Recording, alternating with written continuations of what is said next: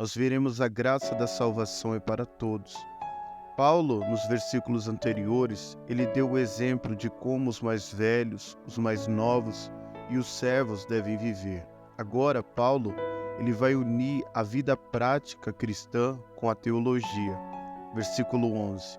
Porque a graça salvadora de Deus se há manifestado a todos os homens. Paulo fala que a graça salvadora de Deus se manifestou, se tornou visível aos homens através de Jesus Cristo. Deus revelou a salvação para a humanidade. A graça de Deus é o único meio de salvação, porque a graça de Deus revela Cristo e seu sacrifício pelos nossos pecados. Através de Cristo fomos transportados do império das trevas para o reino de Cristo. É por isso essa graça que devemos viver uma vida conforme a vontade de Deus e darmos um bom testemunho.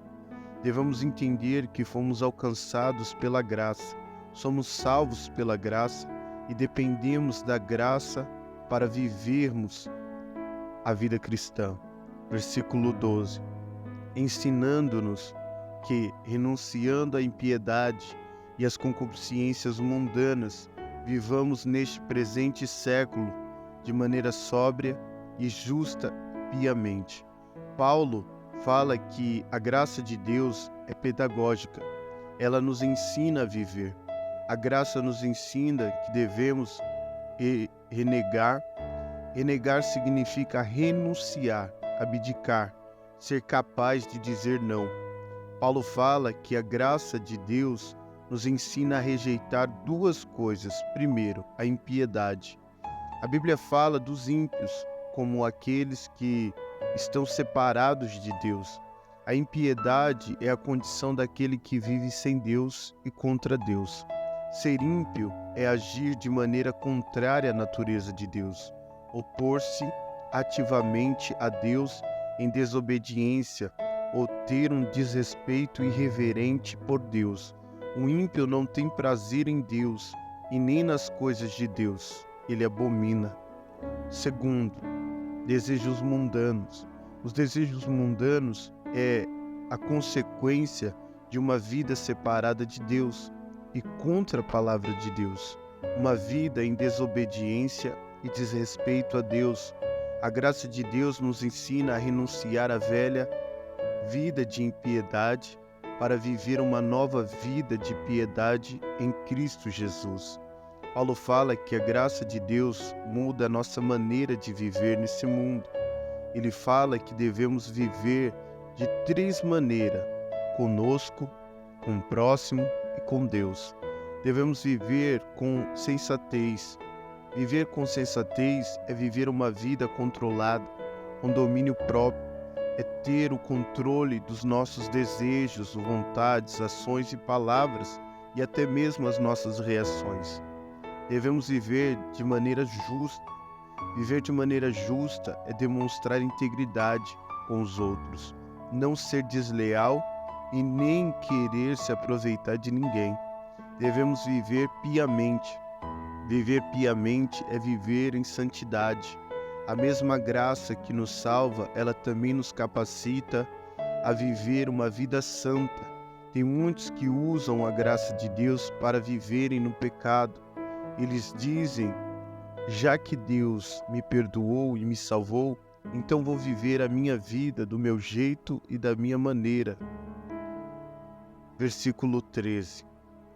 Aguardando a bem-aventurança esperada e o aparecimento da glória do grande Deus, nosso Salvador Jesus Cristo.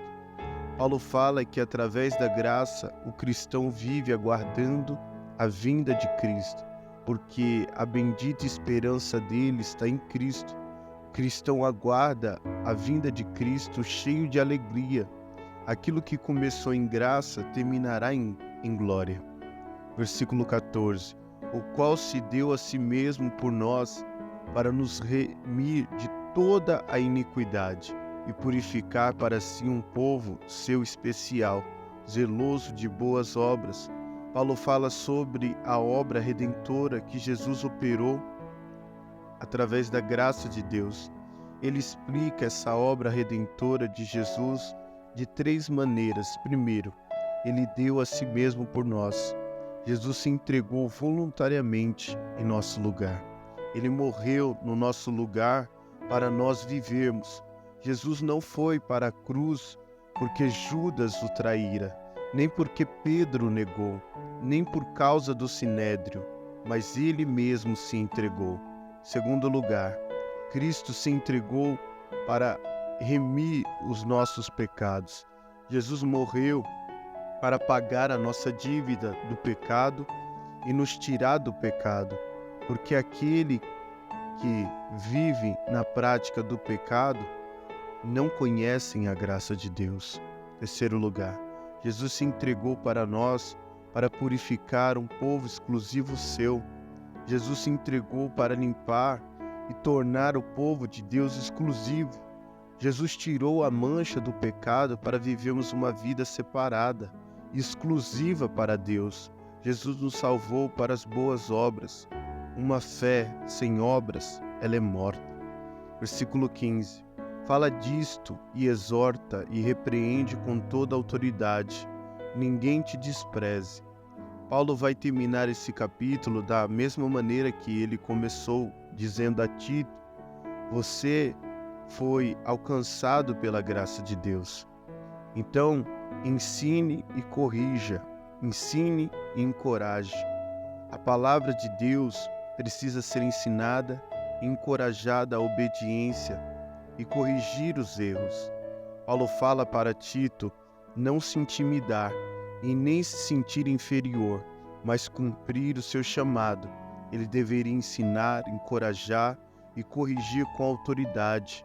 A autoridade não está no pregador, mas na palavra que ele anuncia.